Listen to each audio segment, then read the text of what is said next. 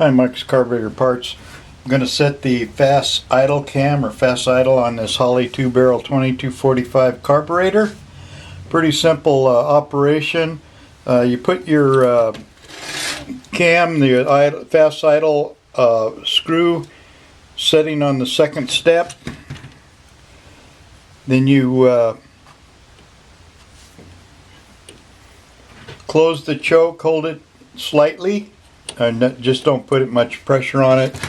You measure the gap between the valve and the horn here, and let's see, you need 7/64. It would be better if I had a straight ruler, but I don't have one with me right at the moment, and so it's a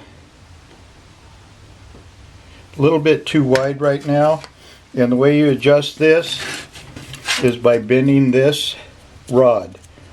So in this case I would squeeze it a little tighter. Okay, so that's all you do for setting this fast idle cam.